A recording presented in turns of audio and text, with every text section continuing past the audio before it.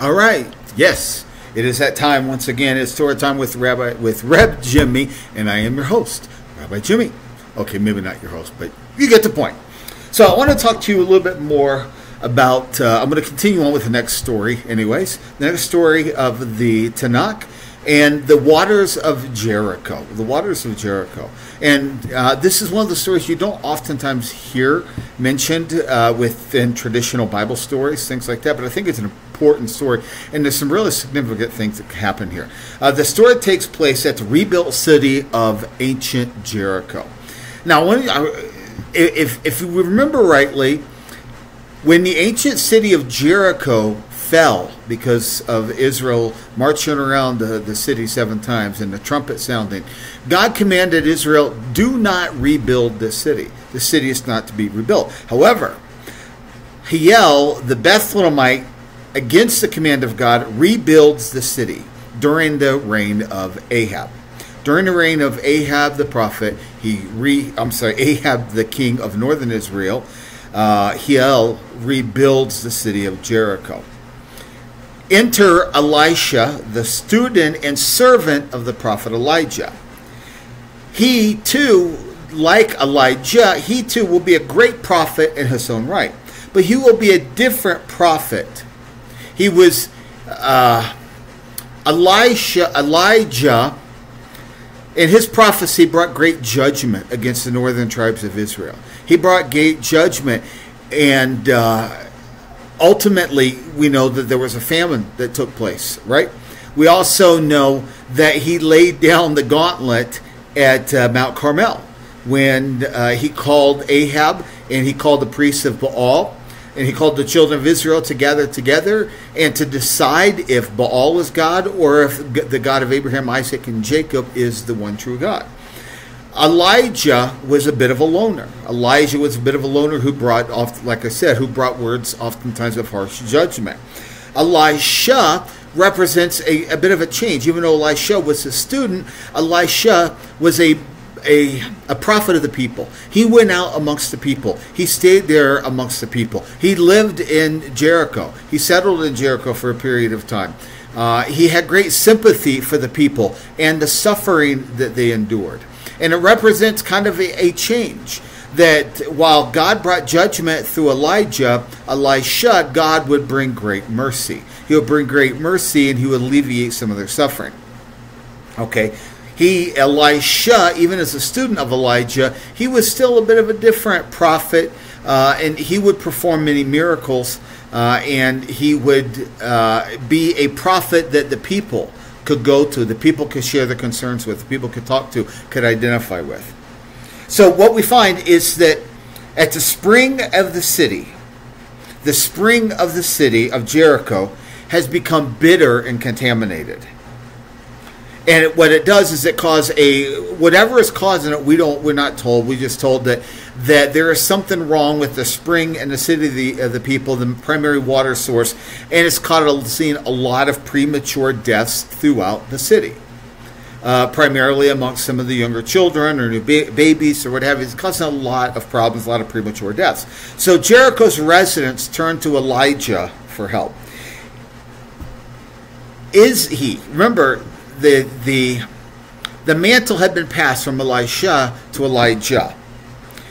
And there were people who are questioning, we know Elijah was a prophet. Is Elisha a prophet like Elijah? Is he a good prophet? Is he really a prophet of God? Can he do these wondrous things?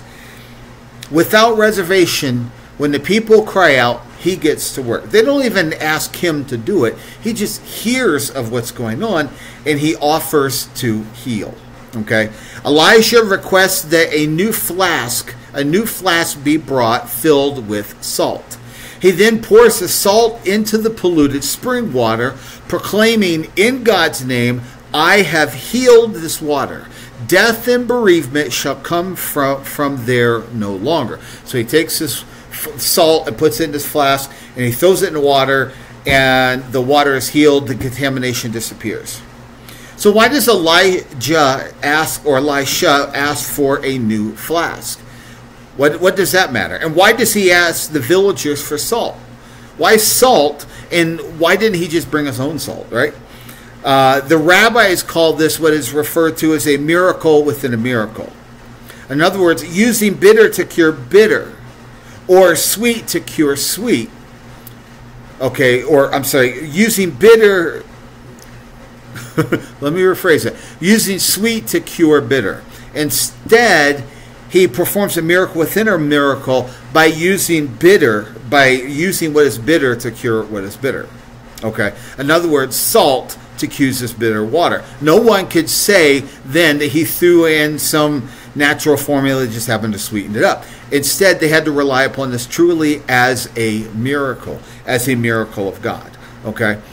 The reason for the salt, again, was because no one can make that accusation that this was somehow maybe a sleight of hand, or maybe he was familiar with some pharmaceuticals, or whatever the case may be. Okay. However, the flask he asked to be brought new because he didn't want there to be any mistake that the people would accuse him of sleight of hand or using something else. Okay, and he asked them to bring their own salt so that they couldn't accuse him of performing any sleight of hand again here. That they would be the one to provide a new flask. They would be the one that would provide the salt. Okay, the placement of the story is most significant.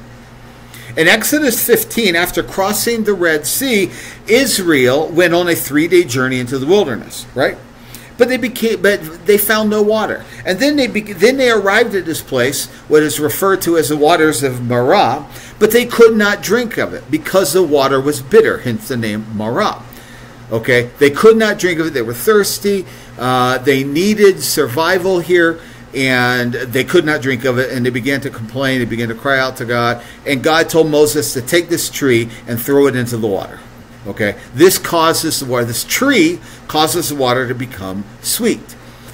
Again, this was a miracle within a miracle, what the rabbis call a miracle within a miracle. Okay, they take this tree, which has virtually no value in turning the water sweet, and take it, and they throw it into the water. Like the waters of Marah at the hand of Moses, the bitter waters at Jericho was found after Elisha went on a 3-day journey from crossing the Jordan River. And just like the Red Sea split, the Jordan River split. As Jericho strikes the water, the Jordan Sea split so that he could walk across it. And then it says that he went on a 3-day journey to Jericho. And then when he gets there, he finds the spring of the city polluted. Okay? And then he performs a miracle. The association between these two events is obviously intentional. I believe what the Torah is telling us here, what the Tanakh here is telling us, is that Elisha, even though he was a student of Elijah, he is a great prophet in his own right. He is the rightful heir to take over for Elijah. And he is a prophet that is similar to Moses. Because just as Moses cured the waters of Marah, here Elisha would cure the waters at the city spring in Jericho. Now, we know it wasn't Moses who cured the waters, and we know it wasn't Elisha who cured the waters. It was God. But God used them to do that. Okay, so it was a confirmation that Elisha was truly a prophet of God. Okay? Elisha's status as a prophet of God is boosted by his comparison to Moses. In both cases, a paradigm shift occurs. The crossing of the Red Sea closes a period of great judgment. Remember the judgment upon Egypt, right? Remember the 10 plagues, this great judgment. The waters parting, the children of Israel walked through, and then the waters closed in, and then the Pharaoh's men were drowned in the Red Sea. Okay, and that changed from a period of great judgment to a period of great provision, a great kindness, and great miracles. Okay. And we find the same thing here. As Elijah was the prophet of great judgment, a prophet of great warning, Elisha would be a prophet of great kindness, would be a prophet showing the mercy of God. A transition had occurred. Just as he crossed the Red Sea, just as he crossed the Jordan River, and he was to bring healing at these waters. Okay, it was a time of judgment. The healing of the waters at Jericho and the entrance of Elisha closes a period of great judgment at the hand of Elijah and opens a new period of relief at the hands of Elijah. Okay? We can see a clear pattern throughout the scriptures here. What we find is that God's judgment is righteous, God's judgment is pure, it is good, it is holy, but it is always followed by great mercy and by great provision. He provides great mercy and great provisions. His judgment, all the way up to the final judgment, his judgment is always enticed to encourage his people to return to him, to come back to him, to repent, so that they would know him, they would rely upon him, and they would follow the covenant that was given to them. They would be faithful to the covenant that was given to them. Okay, so again, I find this one of those amazing stories because it speaks of God's incredible mercy. That even as he brings judgment, on the heels of judgment, he also brings great mercy and great kindness. There are many here today that feel like the world is on a verge of judgment. We feel like the United States of America is on the heels of judgment. And how can we not when you look at some of the things that are going on? The compromises that we're making in terms of being faithful to God, to his word, compromises and the abominations that we're doing to our children. We're teaching our children, we're encouraging our children. How can we not be on the verge of great judgment? Well, one, God has a faithful remnant here, a large faithful remnant here in the United States. But he also, after he brings judgment, he also brings great mercy. And he will show mercy to those who are faithful. Okay? So, I want to leave that as an encouraging word that even if we are seeing great judgment coming, it will be followed up with an incredible mercy that he will provide for those who are faithful to him. Remain faithful, my friends, and you will see it through. Amen. Ciao for now. Bye.